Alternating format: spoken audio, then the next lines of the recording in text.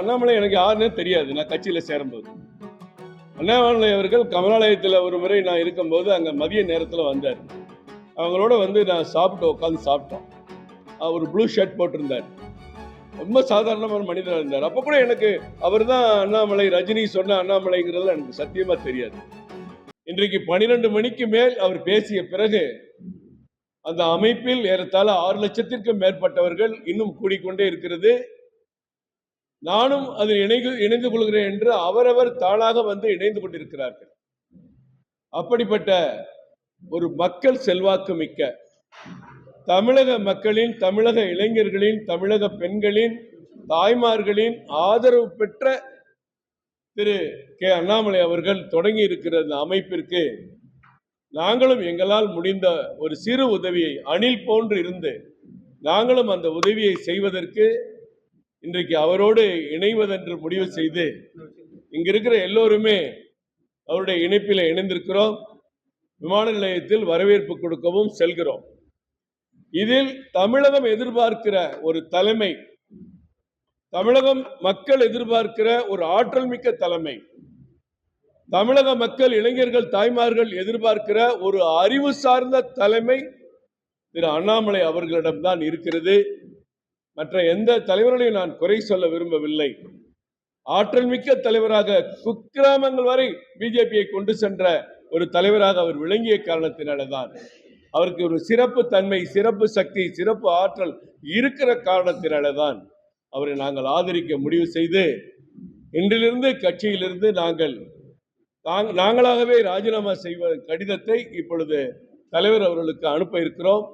விமான நிலையத்திலே அவருக்கு வரவேற்பு அளிக்கக்கூடிய ஆயிரக்கணக்கான தொண்டர்கள் அங்கு வருகிறார்கள். அவர்களோடு நாங்களும் சென்று வரவேற்பு அளிக்க இருக்கிறோம் என்பதையும் இந்த நேரத்திலே தெரிவித்துக் கொள்கிறேன்.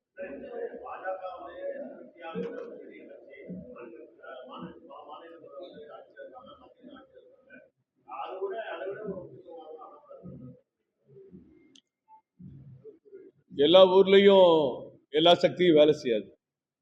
எப்படி இந்தியாவில் ஒரு பெரிய தலைவர் மோடி அவர்களோ அதுபோன்று தமிழகத்துக்குன்னு ஒரு தலைவர் தேவைப்படுது. தமிழகம் எப்பொழுதுமே ஒற்றை தலைமை சார்ந்தே வாக்களித்து வாக்களித்து பழகிவிட்டார்கள். ஒற்றை தலைமை என்ன சொல்கிறதோ அவர்கள் சொல்லுகிற காரணத்தை தான் மனதிலே வாங்கிக் கொள்கிறார்கள். இங்கே டெல்லியிலிருந்து வருகிற சில தலைவர்கள் வரும்பொழுதெல்லாம் இந்தியில் பேசுவதை, நாங்கள் மொழி மாற்றம் செய்து பேசுவதை அவர் எந்த அளவிற்கு எடுத்துக்கொள்கிறார் என்று புரியவில்லை. திரு அண்ணாமலை அவர்கள் ஏற்கனவே சமூக ஊடகங்களிலும் ஏறத்தாழ எல்லா சமூக ஊடக பிரிவுகள், இன்ஸ்டாகிராம் அனைத்திலும் சேர்ந்து ஏறத்தாழ 30 லட்சம் 40 லட்சம் பேருக்கு மேல அவருக்கு ஃபாலோவர்ஸ் இருக்காங்க. அப்படிப்பட்ட தலைவர் எந்த கருத்து அது கல்வியாக இருக்கட்டும், இயற்கை பற்றி இருக்கட்டும், ஆராய்ச்சி பற்றி இருக்கட்டும், அறிவியல் சார்ந்து இருக்கட்டும், அரசியல் சார்ந்து இருக்கட்டும், எந்த துறையாக இருந்தாலும் பேசக்கூடிய, அதில் படித்து தெளிவு பெற்ற ஒரு ஆற்றல் மிக்க தலைவராக இருக்கிறார். துணிச்சலாக தனது கருத்துக்களை எடுத்து வைக்கிற தலைவராக இருக்கிறார். இப்படிப்பட்ட தலைவரைத்தான் தமிழக மக்கள் எதிர்பார்க்கிறார்கள் என்பதில் நாங்கள் உறுதியாக இருக்கிறோம்.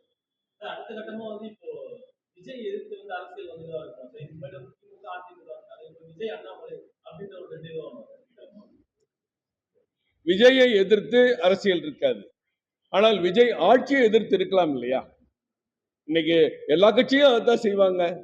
இந்த ஆட்சியில் நடக்கிற தவறுகளை சுட்டி காட்டுவது ஜனநாயக கடமை. அது மற்றவர்களை விட ஜனநாயக கடமை, அது ஆற்றல் அண்ணாமலைக்கு அதிகமாகவே இருக்கிறது. தனிப்பட்ட விஜய் அல்ல, அவருடைய ஆட்சியில் நடக்கிற தவறுகளை நிச்சயமாக அவர் சுட்டி காட்டுவார், அதை கண்டிப்பார் என்பதில் எல்லா கட்சியும் செய்யறதோ அவர் நிச்சயம் செய்வார். அவர் இன்னும் கொஞ்சம் மாற்றமா இளைஞர்களோடு இணைந்து ஒரு அரசியல் பயணத்தை மேற்கொள்ள இருக்கிறார். வழக்கமா ஒரு வேட்டி சட்டையை போட்டுக்கிட்டு ஒரு 50 பேர் பின்னாடி நடக்க முன்னாடி போக அப்படிலாம் இல்லாம ஒரு சாதாரண சாமானியனா நம்மளோட எல்லாரோட இணைந்து செயல்பட போறாரு நான் நினைக்கிறேன்.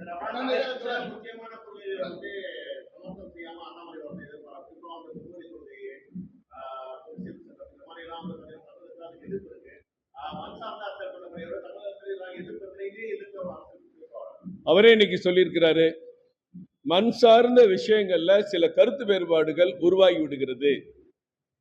மேல டெல்லியில் இருக்கிற தலைவர்களுக்கும் எங்களுக்கும் சில கருத்து வேறுபாடுகள் உருவாகி விடுகிறது. உதாரணத்திற்கு இந்த மும்மொழி திட்டத்தை அமல்படுத்துறதுல 2029-30 தான் நீங்க சொல்லியிருந்தீங்க. இப்பே 9ஆம் வகுப்புக்கு வர ஜனவரியிலே அடுத்த வருஷம் தொடங்க போறேன்னு சொல்றீங்களேன்னு ஒரு கருத்தை தெரிவிச்சார்.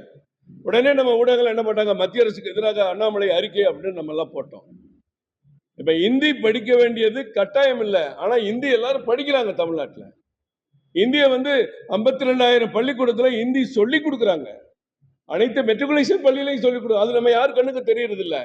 அதுக்காக இந்தி வாழ்கன்னு சொல்ல வேண்டிய அவசியம் இல்லை. இல்ல, அவங்கவுங்க படிப்பு சார்ந்து, அவங்க குடும்பம் சார்ந்து, வாழ்வியல் சார்ந்து அந்த மாணவர்களை படிக்க வைக்கிறாங்க. அப்படி சில நிலைப்பாடுகளை மண் சார்ந்து எடுக்க வேண்டியது இருக்கும்.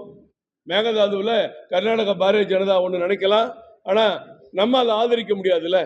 இங்க நம்மன் சார்ந்து நம் தமிழக விவசாயிகள் பாதுகாப்புக்காக மேகதாது அணை கட்டுவதை தடுத்து நிறுத்திதான் ஆக வேண்டும். இப்படி பல்வேறு விஷயங்கள் அவர் ஏற்கனவே சொல்லியிருக்காரு. நம்ம பிராந்திய உணர்வோடு, தமிழன் என்ற அடையாளத்தோடு, இந்தியன் என்ற பெருமிதத்தோடு நான் செயல்படுத்துவேன்னு சொல்லியிருக்காரு நினைக்கிறேன்.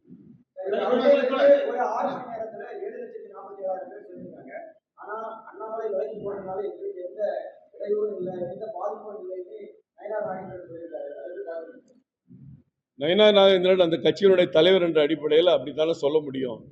அவர் சொல்லியிருக்கிறத பத்தி நான் என்ன கருத்து சொல்ல முடியும்? எல்லாரும் போறாங்கன்னு சொல்ல முடியாதுல்ல.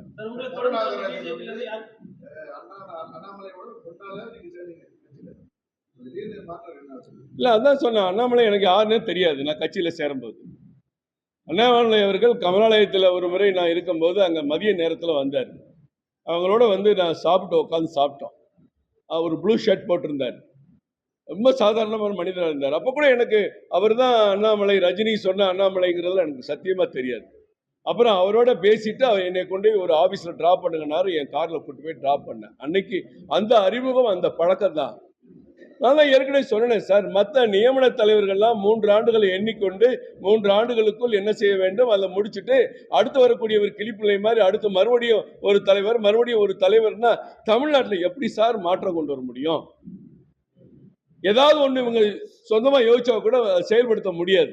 அதனால நம் தமிழ் மண் சார்ந்து தமிழ் மக்கள் உணர்வோடு ஒரு அமைப்பை உருவாக்கணும்னு நினைச்சு அவர் இன்னைக்கு பேசியிருக்கிறார். அவர் பேசிய கருத்தை தான் நான் திருப்பி பிரதிபலிக்கிறேன். அதுக்கு நாங்கெல்லாம் உறுதுணையா இருக்கலாம்னு நினைக்கிறோம்.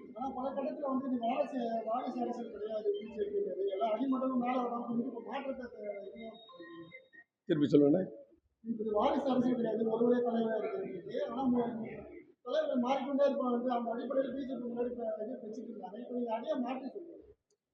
உங்களுக்கு அடிப்படை வெற்றியை உருவாக்கணும்ல. அண்ணாமலை மகனை இப்ப தலைவர் பதவி கொண்டு வந்தா நீங்க சொல்லலாம். அண்ணாமலையே உருவாக்க போறாரு. அண்ணாமலை என்ன சொல்லியிருக்காரு, ஒரே குடும்பத்துல எம்பி எம்எல்ஏ வரக்கூடாதுன்னு சொல்லிட்டாரு. இப்ப ஃபர்ஸ்ட் பேட்டியிலே இன்னைக்கு அதான சொல்லியிருக்கிறாரு. ஒரு குடும்பத்துல ஒருத்தரே எம்பியா இருக்கணும், அடுத்து 5 முறை எம்பி, 6 முறை எம்பி, 4 முறை எம்எல்ஏ, அதெல்லாம் மாத்தணும்னு சொல்றாரு. தவிர்க்க முடியாத தம்ப்நெயில்ஸ், கலக்கலான கண்டென்ட்ஸ், சினிமாவும் சீரியஸ் பிரச்சனைகளும், பல வருடங்கள் இடைவெளிக்கு பிறகு இந்த படத்துல ஒரு கலகலப்பும் கைகலப்பும். Me too, love you. Thank you so much. Mass ஏத்துறது போயிட்டே தான் இருக்காரே தவிர பிரேக்கே இல்லாமல் பிரேக்கிங் நியூஸ் சொல்லும் தந்தி டிவி ஆப். இன்ஸ்டா தலைமுறை வரை இறங்கி அடிக்கும் தந்தி டிவியின் டிஜிட்டல் எக்ஸ்க்ளூசிவ். அது தண்ணிக்குள்ள போகும்போது ஹேங் ஆயிடுச்சு. உங்களுக்கு விஜய் சார் எந்த அளவுக்கு ரொம்ப பிடிக்கும்? Of course, Malayalis are huge Vijay sir fans. ரெண்டு பேருமே ரொம்ப பிடிக்கும் எனக்கு. தந்தி டிவி ஆப்பை இலவசமா டவுன்லோட் செய்யுங்க. ஃபாலோ பண்ணுங்க, சப்ஸ்கிரைப் பண்ணுங்க, என்ஜாய் பண்ணுங்க.